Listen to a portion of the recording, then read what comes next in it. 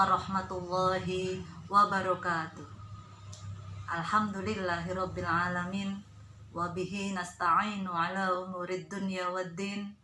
Wassalatu wassalamu ala asrofil anbiya'i wal mursalin wa ala alihi wa ashabihi ajma'in, amma ba'du. Kaum muslimin muslimat rahimakumullah, sebentar lagi Ramadan akan usai. Sebentar lagi pula bulan yang penuh berkah, bulan yang penuh rahmah, bulan penuh ampunan akan pergi meninggalkan kita. Kita tidak akan pernah tahu apakah kita akan bertemu kembali dengan bulan suci Ramadan di tahun depan. Untuk itu, marilah kita evaluasi diri, kita koreksi diri. Apakah kualitas ibadah puasa kita di masa pandemi corona ini sudah terjaga dengan baik ataukah belum?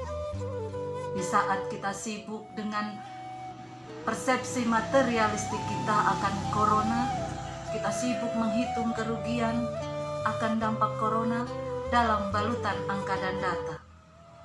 Padahal faktanya kita sudah hidup beberapa bulan bersama corona, dan kita tidak menyadari bahwa hidup bersama corona ini ternyata sudah membuat hidup kita lebih bersih, membuat lingkungan kita terjaga, membuat kreativitas profesional kerja kita dan komunikasi kita.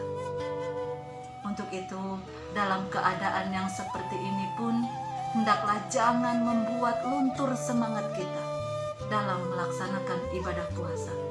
Karena kita semua tahu tujuan utama melaksanakan ibadah puasa adalah mencapai derajat muttaqin.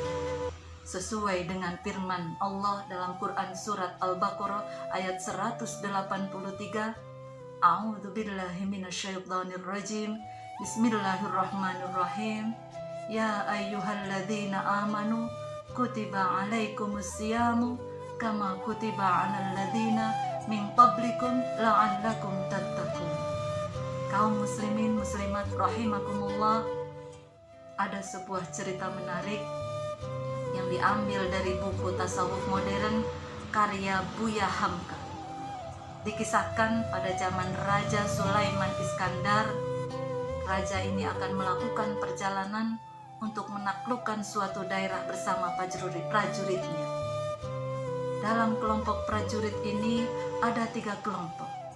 Sebelum mereka melakukan perjalanan, raja berpesan kepada prajuritnya agar ketika malam hari nanti, ketika melewati sebuah sungai, maka ambillah apapun yang terinjak di sana. Kemudian malam harinya mereka berangkat, 3 kelompok ini kemudian mengikuti perjalanan Raja Iskandar tersebut. Kelompok yang pertama adalah kelompok yang tidak mengambil apapun yang terinjak di sungai, karena mereka beranggapan bahwa yang diinjak itu adalah pasti batu.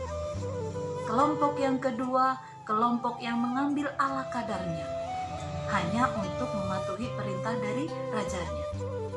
Dan kelompok yang ketiga adalah kelompok yang mengambil apapun yang mereka injak di sana, walaupun akhirnya mereka merasa berat bebannya dalam melakukan perjalanan tersebut. Kaum muslimin rahimakumullah, kita bisa mengambil pelajaran dari kisah Raja Iskandar ini. Karena kemudian di pagi harinya raja bertanya pada prajuritnya, apa yang kalian dapat? Kemudian para prajuritnya itu membuka tasnya, dan alangkah terkejutnya mereka ketika mereka mengetahui yang ada dalam tasnya itu adalah intan berlian. Kelompok yang tidak mengambil apapun di sungai tadi, mereka sangat menyesal.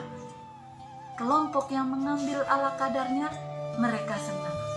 Sekaligus mereka kecewa, mereka menyesal karena mereka tidak maksimal mengambil apapun yang ada di sungai tersebut. Dan kelompok yang ketiga, kelompok yang mengambil dengan sungguh-sungguh walaupun bebannya berat, mereka bahagia karena mereka mendapatkan intan berlian yang sangat banyak. Dari sini bisa kita ambil pelajaran bahwa di bulan suci Ramadan ini banyak sekali keberkahan yang bisa kita ambil. kita tinggal punya 3 pilihan. Yang pertama, apakah kita tidak akan mengambil sedikit pun dari keberkahan Ramadan itu? Yang kedua, apakah kita mau mengambil ala kadarnya saja? Ataukah pilihan yang ketiga, kita mengambil secara sungguh-sungguh keberkahan yang ada di dalam bulan Ramadan, yaitu dengan memperbanyak ibadah, memperbanyak amal soleh yang lainnya, agar puasa kita itu tidak sia-sia dan kualitas ibadah kita itu akan semakin baik. Kaum muslimin muslimat rahimakumullah, ternyata keberkahan puasa itu, manfaat puasa itu tidak hanya dirasakan oleh manusia. Dalam hal ini begitu banyaknya hikmah dan puasa dirasakan pula oleh makhluk-makhluk yang lain, termasuk hewan. Salah satu contoh hewan yang melaksanakan puasa yang pertama adalah ular. Untuk menjaga kelangsungan hidupnya, ular akan melakukan puasa untuk mendapatkan kulit yang baru. Bahasa Cilacapnya yaitu nglungsung. Dengan berpuasa itu dalam kurun waktu tertentu, ular akan berganti kulitnya dengan kulit yang baru. Pelajaran yang bisa kita ambil dari puasanya ular adalah sebelum dan sesudah puasa, wajah ular tetap sama. Namanya sama, cara bergeraknya sama, sifat dan tabiatnya pun sama, tidak berubah sama sekali. Intinya, puasanya ular ini tidak memberikan perubahan berarti buat ular itu sendiri. Kemudian perumpamaan kedua adalah puasa yang dilakukan oleh ular. Ular untuk menjaga kelangsungan hidupnya, dia harus mengasingkan diri. Dia harus berpuasa, dia bungkus rapat-rapat tubuhnya dalam sebuah kokon atau kepompong. Dia tidak makan berminggu-minggu, dan setelah dia melakukan puasa selama berminggu-minggu, maka dia akan berubah menjadi hewan yang sangat cantik. Semua orang suka memandangnya. Dialah hewan yang bernama kupu-kupu. Pelajaran yang bisa kita ambil dari puasanya ular adalah yang pertama, sebelum dan sesudah puasa, ular itu berubah.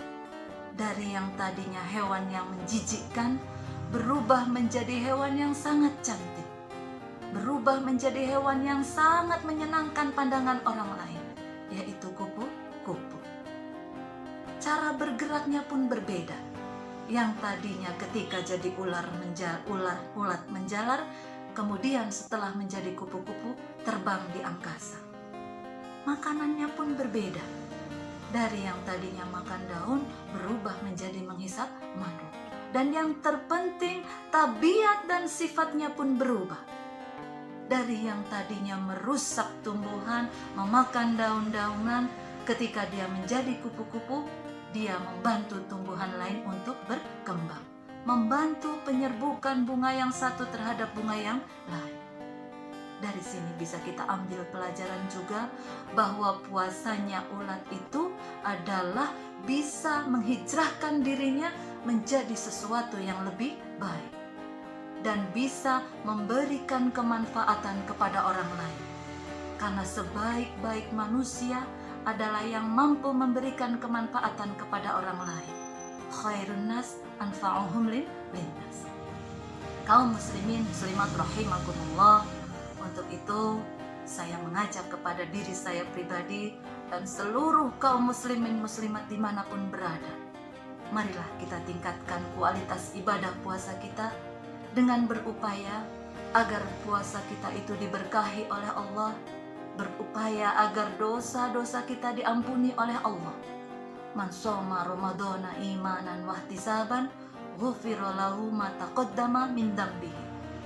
Dan yang terakhir, berupaya agar doa-doa kita dikabulkan oleh Allah Subhanahu wa taala dan puasa kita tidak sia-sia.